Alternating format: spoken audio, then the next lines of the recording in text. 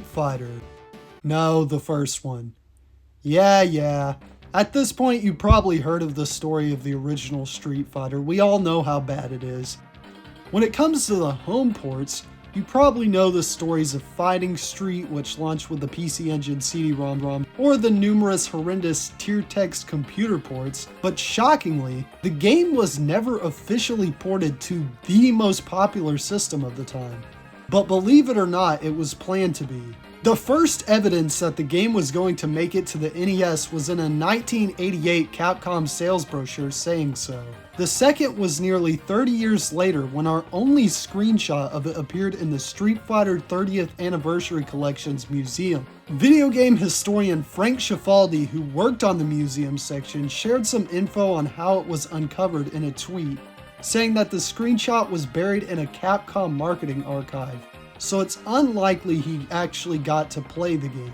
The screenshot features Ryu fighting a very sickly looking Sagat, which would lead me to believe that the game was almost finished as they implemented the final boss, but the HUD is completely absent, and that's all we know about it, unfortunately. Thankfully, we did get 2 Street Fighter games for the NES later, sorta, but there was supposedly going to be a third. According to Electronic Gaming Monthly in their March 1993 issue, Capcom was going to release an official port of Street Fighter II for the NES. However, EGM is infamous for being one of the most unreliable sources when it comes to retro gaming, especially when it comes to Street Fighter. I wouldn't write it off completely, but I would take it with a grain of salt, rivaling 2 McDonald's large fries. But this isn't the only Capcom arcade port for the NES to be cancelled. There was also going to be a port of Black Tiger, and the only proof that it existed is this magazine screenshot. It's unknown why it was cancelled, and I don't have a theory. No prototypes have surfaced of it. Same with Russian Crash.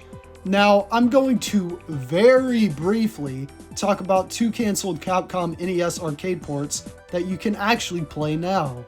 First is Strider. Now I know some of the more savvy in the audience are saying, but Strider was on NES, but it wasn't on Famicom. But that's not what I'm here to talk about.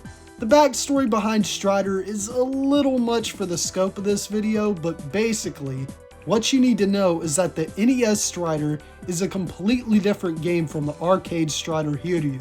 There was also Neo Vulgus, or Titan Warriors as it was going to be called on the NES, which was a sequel to Vulgus, Capcom's first ever game, and X's. Anyways, I hope this video sparks up more interest in these games. This video is part of this year's Nintendo November series, where I cover cancelled and lost NES games, so check out the rest when they come out if you're interested. Also, comment if you caught this video's Easter egg. Thanks for watching.